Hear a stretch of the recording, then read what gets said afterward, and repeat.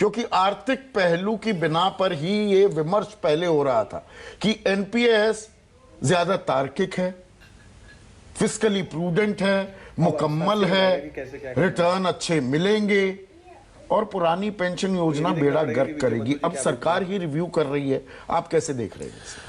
देखिए संदीप, मैं पेंशन के खिलाफ नहीं हूं पहली बात तो, पर मैं एक चीज जिसका मैं पूरा समर्थन करता हूं कि लेवल प्लेइंग फील्ड होनी चाहिए। अगर 85% लोग निजी क्षेत्र में काम करते हैं, आपने जो डेटा दिया 2 करोड़ लोग, मैं राज्य सरकार केंद्र सरकार के सारे एम्प्लॉयज गिन रहा हूं, उनके 5-5 फैमिली मेंबर्स ले लीजिए, मैंने एवरेज लिए तो करीब करीब 10 करोड़ की आबादी सरकारी क्षेत्र से जुड़ी हुई है। मैंने इसमें पीएसयू भी ले लिए, सेंट्रल गवर्नमेंट भी ले लिए, मैंने स्टेट गवर्नमेंट भी ले लिए।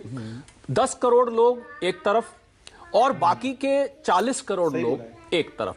तो मैं पहला समर्थन तो यह करता हूं कि एक लेवल प्लेइंग फील्ड होनी चाहिए। मैं इस बात को नहीं मानता कि एक सरकारी नौकरी एक पेडेस्टल पे रख के देखी जानी चाहिए कि साहब सरकारी नौकरी है तो उसमें पेंशन है, पहली बात। दूसरी बात, अगर ये कड़वी हकीकत है ना इस देश में, ये कड़वी हकीकत है, इसीलिए मुझे लगता है कि एनपीएस, अगर आप एनपीएस के लाभार्थी बन जाएं, आपने नहीं ले रखी अलग बात है, और एक सरकारी आदमी, दोनों को एक बराबर प्लेइंग फील्ड मिल रही है। क्यों एक सरकार, मैं सरकारी एम्प्लॉयज के खिलाफ नहीं हूं, पर उसको एक अलग पेडेस्टल पे क्यों रखा जाए, पहली बात। ये तो मैं उसका एक उदाहरण देता हूं, मैं थोड़ी दूसरी तस्वीर भी दूं। आज ही मैं एम्स के बहुत अच्छे मेरे मित्र हैं, उनके साथ नाश्ता किया। इज अ फेमस डॉक्टर, मैं उनका नाम नहीं लूंगा, कार्डियोलॉजिस्ट हैं। एम्स में कितनी तनख्वाह होगी, मैं कभी तनख्वाह नहीं पूछता हूं, 2-2.5 लाख रुपए, 1.5 लाख और 2.5 लाख 3 लाख के बीच में है। वो इतने अच्छे डॉक्टर हैं, इतने बेहतरीन हैं कि अगर वो किसी प्राइवेट हॉस्पिटल में चले जाएं तो शायद डबल तनख्वाह मिले। डबल नहीं, 20-25 लाख से नीचे की उनकी काबिलियत नहीं आकी जाएगी। वो सरकारी कर्मचारी देश में योगदान दे रहे हैं। तो आपका मतलब उन्होंने बलिदान किया हुआ है एक तरह से। सरकारी कर्मचारी, टैलेंट वाले लोग सरकार में रहकर देश में योगदान करने वालों की तादाद भी है ना। मैं संदीप उस बात को क्वेश्चन नहीं कर रहा हूं, मैं ये कह रहा हूं कि जो निजी क्षेत्र के एम्प्लॉइज हैं उनके साथ भेदभाव क्यों, पहली बात। दूसरा, अगर आप इकोनॉमिक पॉइंट ऑफ व्यू से पूछें तो जो डेट टू जीएसडीपी रेशियो है, क्या यह सच नहीं है कि अगर ये पेंशन आती रहती है इसी तरीके से, ओपीएस की बात कर रहा हूं, तो आने वाली जो युवा पॉपुलेशन है उनकी नौकरियां ही खतरे में पड़ जाएंगी। मतलब वो सरकारी नौकरी देखने का, इसको अट्रैक्टिव बनाने की बात कर रहे हैं, मतलब सरकार मान रही है अभी शॉर्ट चेंज हो रहा है सरकारी कर्मचारी। ये जो अट्रैक्टिव बनाने की बात हो रही है, मुझे लग रहा है जो रास्ता निकलेगा वो बीच का निकलेगा, जो आंध्रा का मॉडल है 33%, 30%, 40%, कुछ आप फिक्स कर दीजिए। बाकी देखिए जो एनपीएस में से रिटर्न आता है 10% आता है, जहां पर एक हिस्सा लगाया जाता है जिसमें 10% इक्विटी में जाता है, दूसरा हिस्सा 30% इक्विटी में जाता है, तीसरा हिस्सा 50% इक्विटी में जाता है और बाकी का फिक्स रिटर्न सिक्योरिटीज में जाता है। और सरकारी कर्मचारी को पता ही नहीं होता कहां पर टिक मार रहा है, उसको इससे मतलब नहीं है। वो जब रिटायर हुआ गलती हो गई उसको। क्योंकि एक मिनट गोपाल बाबू, आप हर चीज में बीच में क्यों बोल रहे हैं सर? उनकी बारी है, प्लीज बोलने दीजिए ना शरद बाबू को, आपको दूंगा मैं मौका सर। क्योंकि बीच का जो रिटर्न है, वो फिक्स रिटर्न जो है वो आपका 6-7-8% तक रहता है, इसलिए आपको उसमें लो रिटर्न दिखता है। अब सवाल देखिए, नहीं लो रिटर्न की बात नहीं है, आप पूरा पैसा फर्ज कीजिए, अगर आप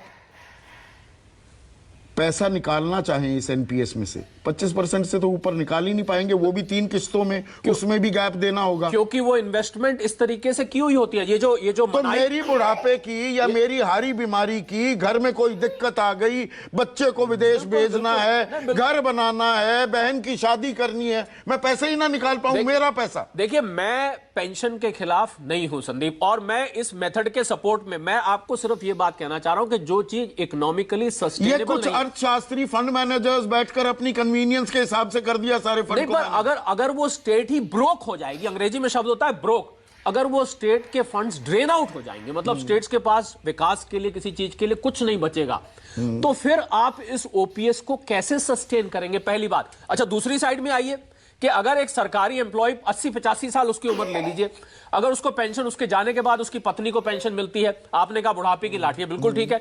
मैंने सरकारी नौकरी आज से 30 साल पहले शायद इसीलिए ज्वाइन करी, मैं एक एम्प्लॉय की तरफ से बोल रहा हूं कि मुझे पेंशन मिलेगी। भैया शादी के टाइम ये बात रखी जाती थी, ये सरकारी नौकरी है, पेंशन पक्की है, सारी उम्र की गारंटी है, यही होता था जब नौकरी। अब अगर वो लाठी छीन ली जाती है तो वो सरकारी नौकरी कितनी अट्रैक्टिव रह जाती है। तो उसमें जो एड ऑन्स हैं उनको हटा दीजिए, जब तक कर्मचारी जिंदा रहेगा नहीं, वो उसे तो ही मिलेगी। देखिए, वो ये और कन्वीनियंट प्रैक्टिकल बनाया जा सकता है। मुझे लगता है जो बीच का रास्ता है, ये जो आंध्रा वाला मॉडल है, मुझे लग रहा है सबसे कामयाब संदीप यही मॉडल रहने वाला है।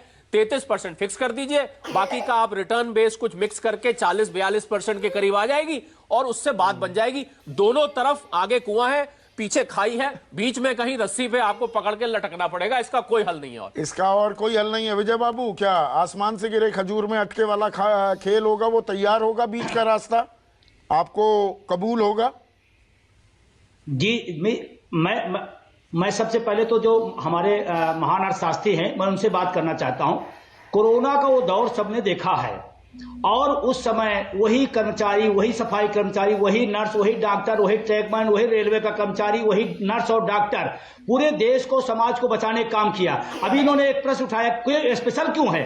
कोरोना के समय में क्या एक भी प्राइवेट सेक्टर का कोई आदमी अस्पतालों में क्या दिखाई पड़ा? वही सरकारी कर्मचारी आपका ये वैक्सीन ले गया, बोलिए वही दवाएं ले गया, वही आपकी वैक्सीन दिलाया। आप स्पेशल कर रहे हैं, एक मिनट सर, और आप स्पेशल की बात कर रहे हैं, आप कर्मचारियों पे स्पेशल की बात उठा दिया, आपने राजनेताओं पे कभी उठाया?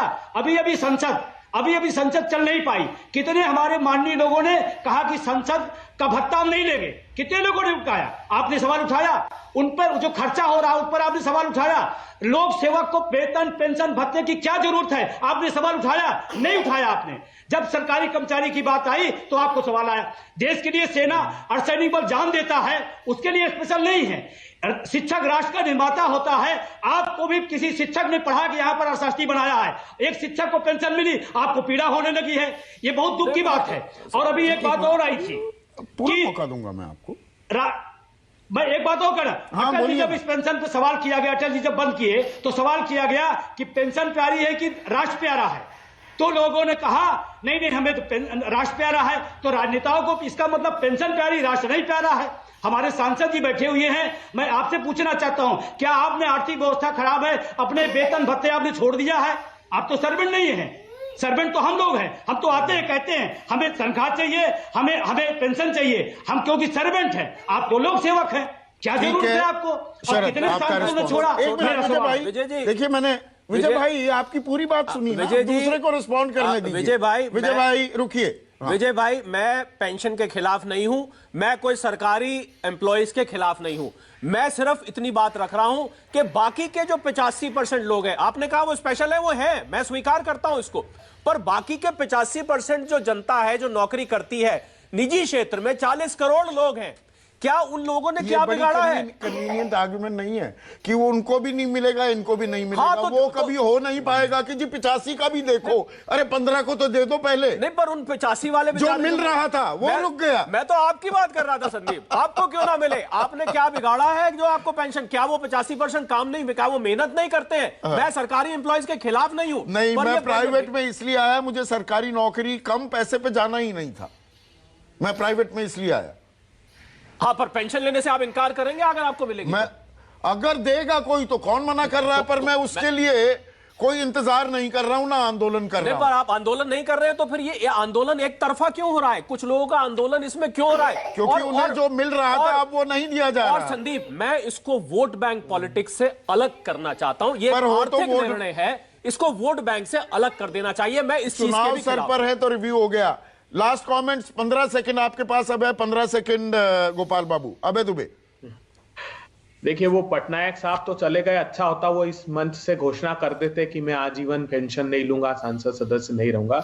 शरद कोहली साहब, एक बार इस बात पर विचार कीजिएगा, जब सारे सोशल सेक्टर की बेनिफिट की स्कीम लॉन्च करते हैं ना, तो उसमें सबसे पहला लिखा जाता है क्लॉज कि शासकीय कर्मचारी को इसका अधिकार नहीं होगा। किसान की कर्ज माफी होगी तो पहले लिखते हैं जो शासकीय सेवा में होगा उसको लाभ नहीं। जितने स्कीम्स है ना, तो ये उसके दायरे में लेकर आएंगे। क्या बात करते हैं आप? अरे, शासकीय कर्मचारियों को जो पेंशन पहले मिल रही थी उसको अगर राज्य सरकारें बहाल कर रही है तो पेट में भारतीय जनता पार्टी को। ठीक है गोपाल बाबू, 15 second, I am over shooting, please.